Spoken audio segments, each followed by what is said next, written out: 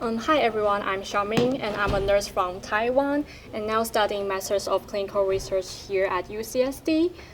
So today I'm going to present my research project titled Psychological Distress and Engagement in Mental Health Care Among Nurses. And this is my agenda. I'll be talking about my study background, research question and hypothesis, study design, statistical analysis, results, implication of findings, and limitations. So let's get started. What is psychological distress? Psychological distress refers to psychological symptoms an individual experienced in the past few weeks involving disruptions in normal or healthy functioning. And high levels of psychological distress can be a sign of common mental disorders like depression and anxiety disorders, and can also be a sign of a poor mental health. So how prevalent is psychological distress among nurses? A study conducted in Canada in 2021, which is during the COVID-19 period, reported that 47% of the nurses were having PTSD, and 38% having anxiety, 41% depression, and 60% high emotional exhaustion.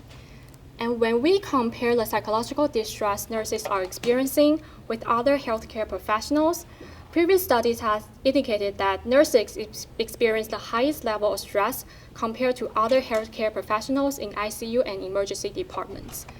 And nurses were also more likely to screen positive for acute stress disorder and depression and anxiety than doctors. So from the reported results from previous studies, we can see that mental health problems are a big issue among nurses.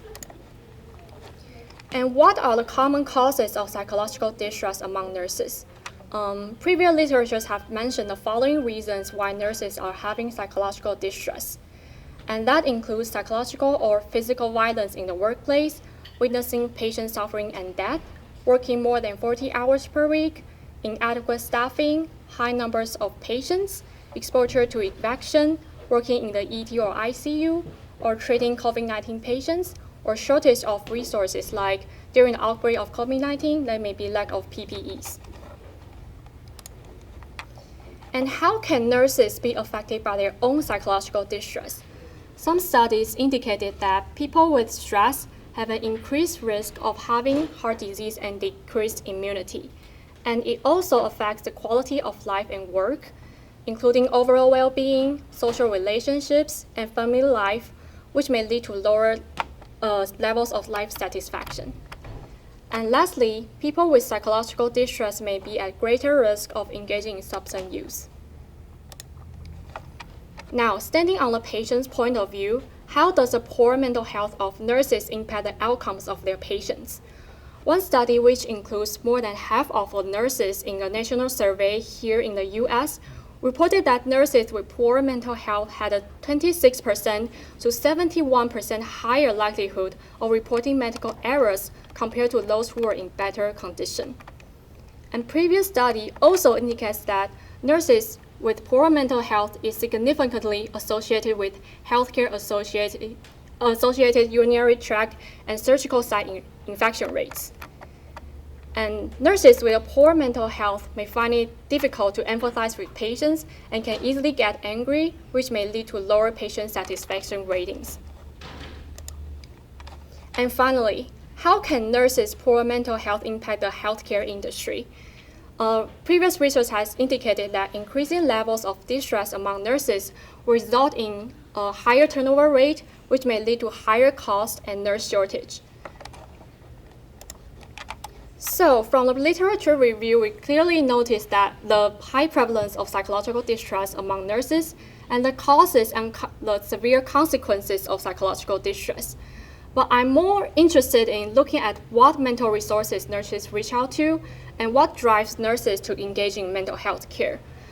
That is because by knowing the patterns and the predictors of those help-seeking behavior among nurses, we can develop better strategies to get nurses to engage in mental health care.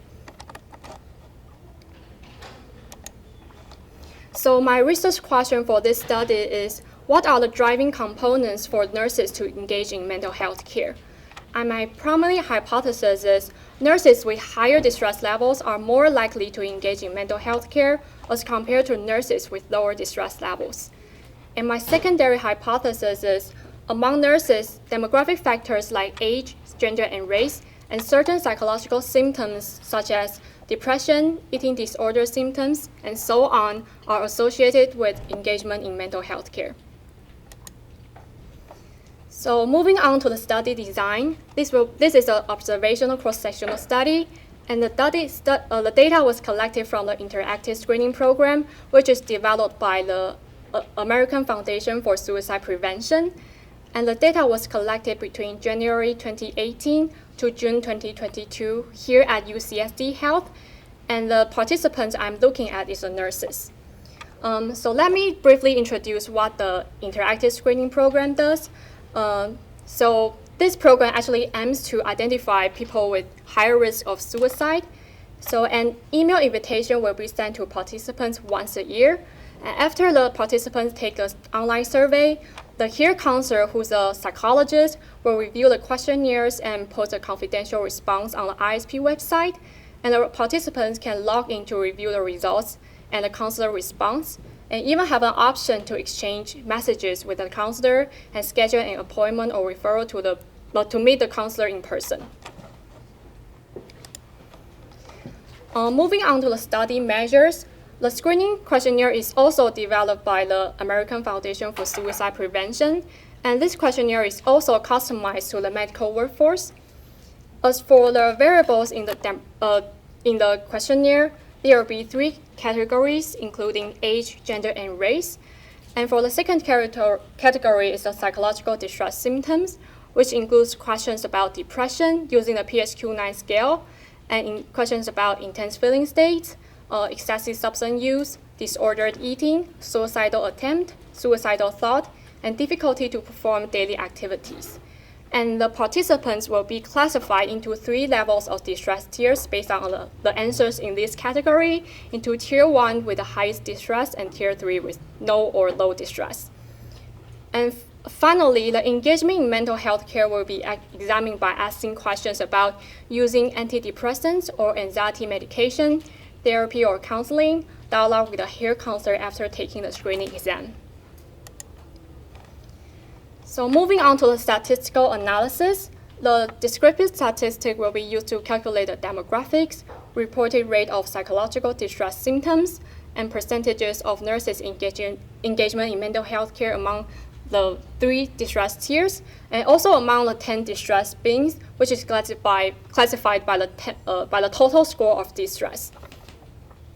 And besides, the multiple logistic regression model will also be used to analyze the association between psychological distress levels and mental health care engagement among nurses, adjusting for age, race, and gender. And for the secondary outcome, which is identifying the significant predictors of engaging mental health care, we're also using the multiple logistic regression model. So from the results, a total of 865 self-reported nurses responded to the survey, and the response rate is around 5%. And we can see that most of the participants were aged between 31 to 40 years old, and the majority of them is female or white European. So let's see the results.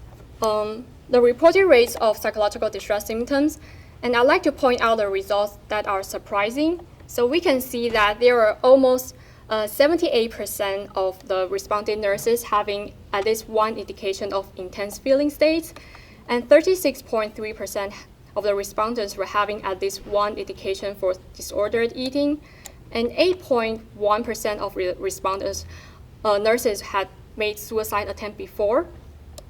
And as for the PHQ-9 interpretation, we can see that over half of the responded nurses were having moderate or moderate severe to severe depression levels. And also, over half of the responded nurses have reported that they have difficulty to perform daily activities. And as mentioned, the nurses were classified into 3 levels of distress tiers according to the answers they gave. And as you can see, there are 57.3% of nurses classified into the high distress tier, and 42.1% in the moderate distress tier, and 5% 0.6% in the moderate, no or low distress tier.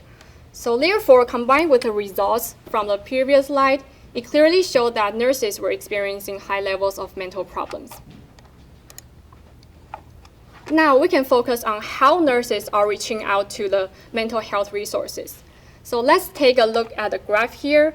So as mentioned previously, there are 3 variables that are considered as engagement in healthcare, including receiving medication, counseling or therapy, and dialogue with a care counselor. And we can see that the percentages of having medication, counseling, or therapy and talk with a care counselor were all higher in Tier 1 as compared to Tier 2 and Tier 3. And nurses in all 3 distress tiers are having higher percentages in dialogue with a care counselor when compared to medication and counseling or therapy.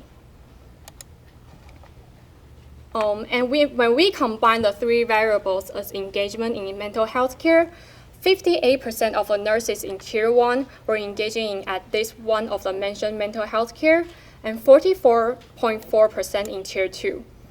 Although half of the nurses in the Tier 1 are engaging in mental health care, there are still a large proportion of them not getting any care from a mental health care professional. Then when we classify the participants into 10 distress beings by the total distress score with equal percentages of the nurses in each being, the graph here shows the percentages of the nurses engaging in mental health care among the 10 distress beings. And as you can see here, it seems that there's an increasing trend of more nurses engaging in mental health care when the distress scores is higher. And to have a better understanding of the association between levels of psychological distress and engagement in mental health care, so here is the results from the multivariate logistic regression model evaluating this association. So from the table, we can see that there's an overall difference of engaging in mental health care among the 3 distress tiers after adjusting for the covariates. And also, we can see that there's a significant difference between Tier 1 and Tier 2. The odds ratio of having engaged in mental health care for Tier 2 vs Tier 1 is 0.52.